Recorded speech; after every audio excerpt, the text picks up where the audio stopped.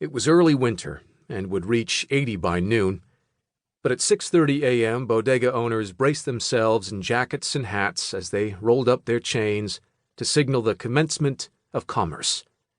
Diurnal music as yet undisturbed by the market crash that had put the dollar in free fall and Clayton and Sons, the bank where I worked, on the verge of insolvency. There would be no bailout this time, and in this panicked climate, a proposal for universal basic income had passed through Congress and was headed to the Senate for final approval. TV news flashed shuttered windows and boarded doorways, but here, in my corner of upmarket Brooklyn, things appeared status quo. The day's first delivery drones descended from tree height to eye level, before lowering landing gear and making soft contact outside the remaining brownstones and the high-rise condos that had mostly replaced them. Pigeons scattered, wary of the claws that carried shrink-wrapped Gap sweaters, flatbread sandwiches, and other objects impossible to print at home. Earlier drones were sci-fi chic, floating orbs and baby Death Stars, but people found them sinister. The solution was to design the objects after actual birds, and now it was Hitchcock 24/7. I turned up Court Street toward the Brooklyn Bridge. I should mention that I'm not from around here. I was raised off an exit ramp in East Coast exurbia, where every gas station sells Red Sox crapaphernalia, and the strip malls aren't yet full franchise. They're still half-occupied by local bars and burger joints, blue-lit, filled with car-hearted brosifs and their female companions, Tara, Brittany, Aurora, etc., sassed in green eyeshadow, in beer light shadow, in Bud Light soft stupor, whittling away their middle 20s with wet eyes and dry skin, wet bars and dry heaves, and Japanese trucks that somehow still run, after all those miles spewing dust and American fumes. Of course, that's a romantic half-truth because, one, I'm from the Berkshires, 20 minutes from the quaint town of Lenox, which is home to both Tanglewood and a community of retired Bostonians who antique on Saturdays, then head to Williamstown Sundays for a taste of the theater.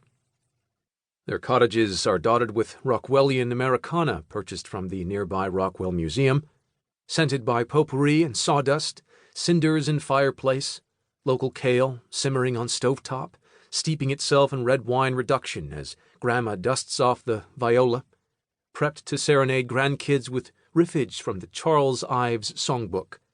And two, my family was different. Not your typical townies, what with gamer dad, immigrant mom, face-tattooed sister, and my Long Island cousins calling me toward femininity with their floriated perfumes and ethnic rainbow of American Girl dolls. Not that we were special. In most ways, I resembled my classmates who lived in colonial-style homes that spiraled out from the abandoned factory. And though the local recession stayed in remission through the early aughts, the current crisis had brought unemployment back to where it was when GE pulled out in '91, leaving 10,000 jobless, including my dad. Terms like highbrow and lowbrow had ceased to have meaning in a place where, no matter one's tastes, you were stalled in what was outmodedly called the working class. Pittsfield was a microcosm for what I'd come to think of as the Great American Unibrow, an unruly line that connected east and west across the painted plains dotted with the same mediocre takes on what had once been regional cuisines. You could get a Southwest-style quesadilla from Seattle to the southern tip of Florida, and find no difference in the chipotle rub or soggy jack cheese. So, I left for New York, forgoing Audubon trails for the feeling I get on the Brooklyn Bridge at dawn, the feeling I got as I walked and scratched and called across that dirty river for someone to save me. When I hit Manhattan, I was soaked in sweat. Duane Reade was alive with the faint smell of carpet shampoo and the insectoid traffic of the daywalkers, middle-aged men in Canal Street bling and velour tracksuits, which were mostly maroon for some reason.